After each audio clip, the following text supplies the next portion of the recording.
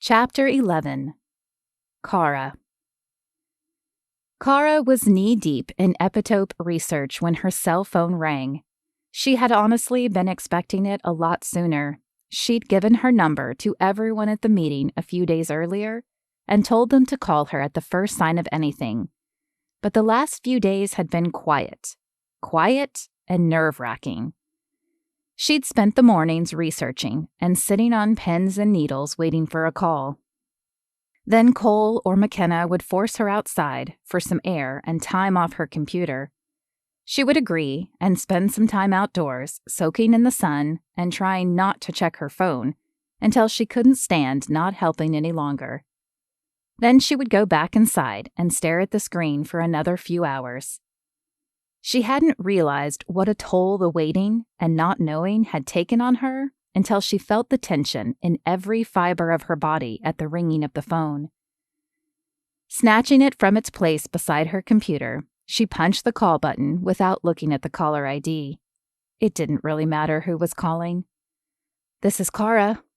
"Cara, it's Nick. I think we might have our first case over here at the hospital.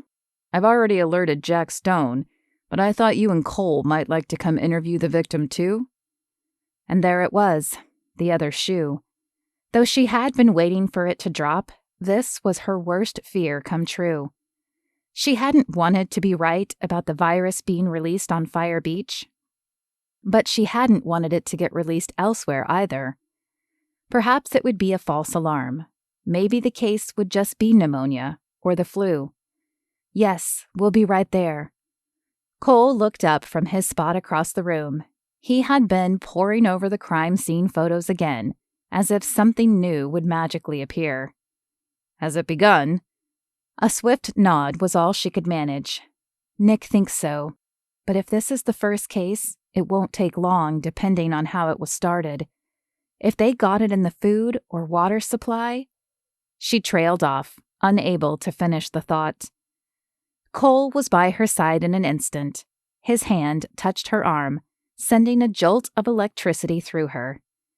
"Hey, let's not think like that. Nick said they had the medicine on hand, right?" "Yes, but if it mutated?" Again, words failed her. "You said that takes time, right?" His hand moved up and down her arm, causing her concentration to falter even more. She nodded. "Good. Then let's not jump to the worst-case scenario just yet, okay? We assess, and then we act, right?" Assess and then act. She let the words wash over her and offered him a ghost of a smile. Cole had been refreshing to have around the last few days. Not only was he smart, but he had this calming influence. And while Cara didn't often get spun up, knowing she had put her friends at risk had shortened her fuse. Squaring her shoulders, she took a deep breath and lifted her chin. "You're right. We check it out, and then we panic if necessary." She offered the last part with a little humor and was rewarded with the wide smile that crossed Cole's features. "Panic is never necessary." He squeezed her arm before letting go to grab his coat, and she immediately missed the warmth of his touch. What was she doing? This was no time to be falling for anyone, even someone as handsome and intelligent as Cole.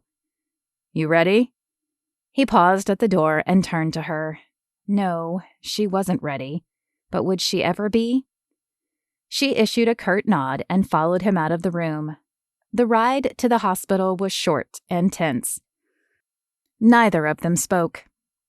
And Cara wished she had words to say, but for the first time in her life, they failed her. A sense of guilt that this was all her fault was the only thing she could think about. She pulled into a spot and turned off the ignition, but before she could remove the key, Cole placed a hand on hers. Her gaze locked with his. "It's going to be okay." His words were so confident, but she couldn't find comfort in them. This wasn't his mess. These weren't his friends. What if it's someone I know?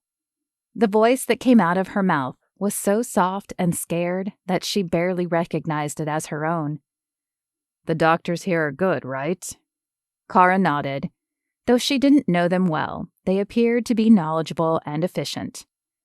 Then we trust that they will do everything they can to help whoever it is. Whatever they can't do, God will cover.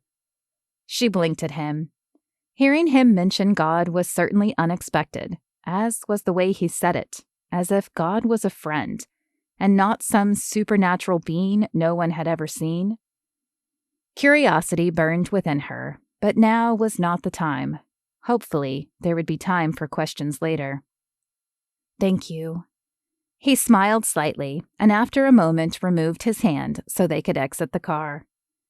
At the front desk, they asked the nurse to page Nick, and a moment later he appeared, face grim and concerned. Come with me. Those 3 short words filled Cara with dread as she followed Nick towards the ICU. Even though you said it wasn't transmitted person to person, we went ahead and put him in isolation just in case. Nick flashed his badge to open a sealed door. Here's what's odd, though. After you spoke with us, I did some research, and this disease has a crazy timeline. Symptoms can show up within a day or take years. There doesn't even appear to be rhyme or reason to the timeline, but the average is at least a week after exposure. Cara's brow furrowed as she counted back the days.